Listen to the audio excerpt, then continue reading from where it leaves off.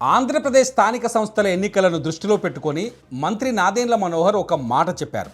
2024లో కూటమిని ఏర్పాటు చేయడం కోసం మేము 4 అడుగులు వెనక్కి తగ్గాము, కానీ ఇప్పుడు తగ్గము అనేది మనోహర్ వాదన. 100% స్ట్రైక్ రేట్తో గెలిచామని ఆయన మరొక్కసారి గుర్తు చేశారు.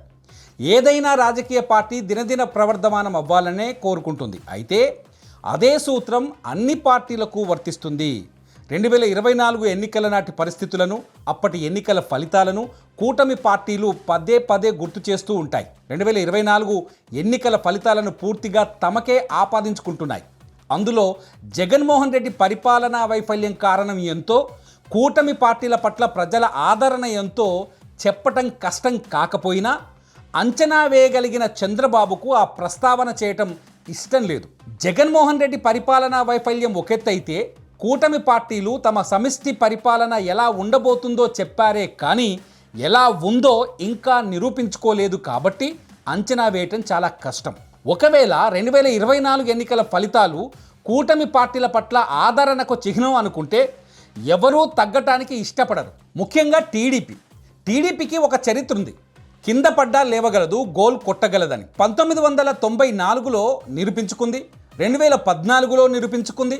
అందుకని 2024లో కొత్తగా టీడీపీ నిరూపించుకోవటానికి ఏమీ లేదు. కానీ 2024 నాటికి జనసేన తన బలమెంతో అంచనా వేయగలిగే పరిస్థితుల్లో అయితే లేదు. జనసేనను నిలిపింది మాత్రం పవన్ కళ్యాణ్ పట్టుదల. ఎక్కడ పోగొట్టుకున్నామో అక్కడే వెతుక్కోవాలి అనే నానుడిని పూర్తిగా విశ్వసించి నిలబడ్డారు. దానికంటే కూడా చంద్రబాబు అరెస్టు జరిగిన సమయంలో తన ఎన్నికల ప్రణాళికలను రచించుకున్న విధానం చాలా ప్రశంసనీయం.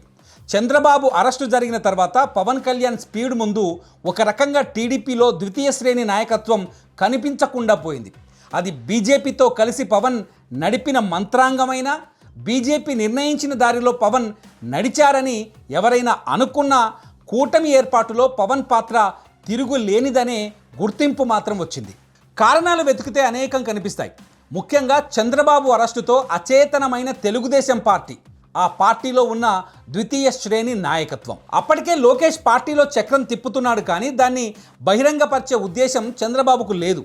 2019 శాసనసభ ఎన్నికల్లో లోకేష్ గెలిచి ఉంటే పరిస్థితి మరో రకంగా ఉండేది. అప్పటి వరకు సంకట స్థితిలో చంద్రబాబు అరెస్టు కాగానే పరామర్శ కోసం పవన్ కళ్యాణ్ బయలుదేరటం, జగ్గయ్యపేట దగ్గర పోలీసులు అడ్డుకుంటే రహదారి మీదనే బైఠాయించడం పవన్ మైలేజీని పెంచింది.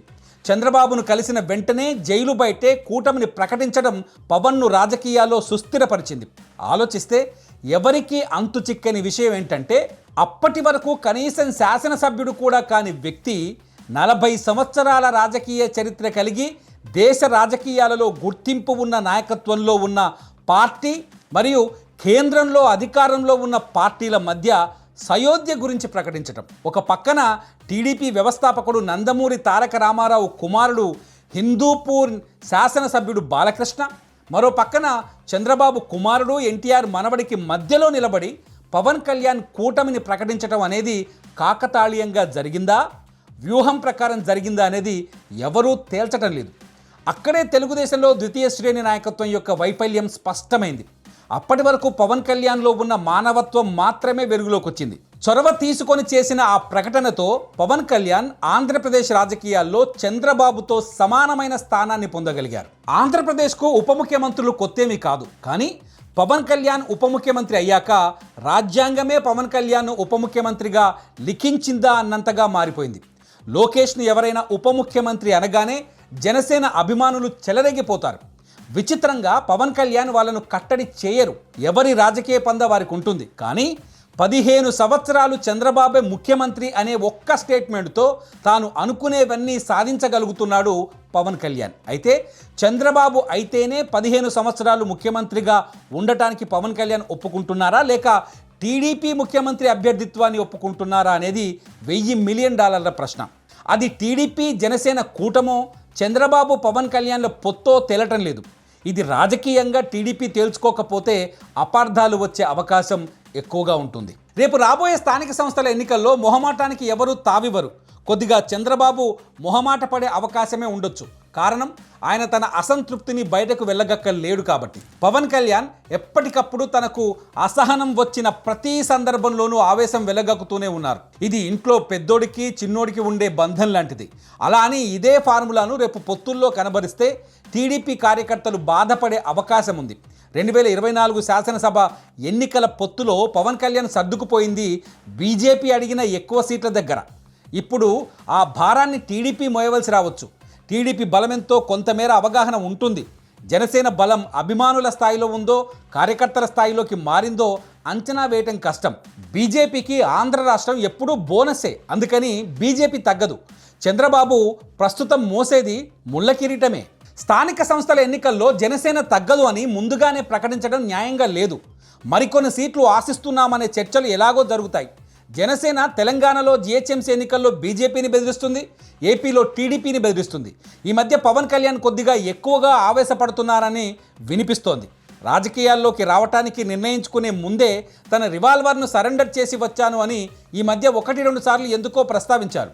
2 తెలుగు రాష్ట్రాల్లో ఇప్పటి వరకు రివాల్వర్ గురించి మాట్లాడిన రాజకీయ నాయకుడే లేడు. అదొక అప్రస్తుతమైన ప్రస్తావన.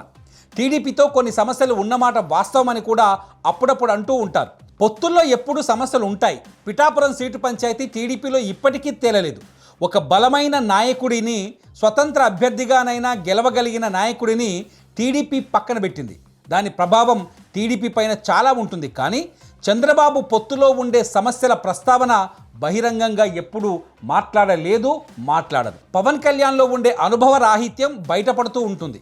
ప్రజాసేవ కోసమే రాజకీయాల్లోకి వచ్చాను అని అంటున్నాడు. కాబట్టి సర్దుబాట్లు తప్పవు అని పవన్ కళ్యాణ్ తెలుసుకోవాలి. అవి చంద్రబాబుకైనా తప్పవు. 2024 ఎన్నికలలో టీడీపీ కార్యకర్తలు చేసిన త్యాగం గురించి చంద్రబాబు ఎప్పుడూ ప్రస్తావన చేయనివ్వరు కూడా. అదే పద్ధతిని జనసేన కూడా పాటిస్తేనే ఇరువురికి గౌరవం ఉంటుంది. చర్చలు జరగక ముందే తగ్గము అని చెప్పడం ద్వారా ఇరువురు మధ్య స్నేహపూర్వకంగా మొదలవ్వాల్సిన చర్చలు అనుమానాలతో జరిగే అవకాశం ఉంటుంది. చంద్రబాబు ఎక్కడ మొహమాట పడతారో అని టీడీపీ కార్యకర్తల్లో అనుమానాలు మొదలయ్యాయి. టీడీపీ జనసేన పొత్తులో ఉన్న విచిత్రం ఏమిటంటే కార్యకర్తల బలం కలిగిన పార్టీ పైన అభిమానులను కలిగిన పార్టీ పట్టు సాధించే ప్రయత్నం చేస్తున్నది. కాకపోతే ఇటువంటి స్ట్రాటజీలను ఎన్నింటినో దాటుకుని వచ్చిన చంద్రబాబు పొత్తు చెడకుండా టీడీపీ కార్యకర్తలను ఎలా సంతృప్తిపరుస్తారో మరి వేచి చూడాలి.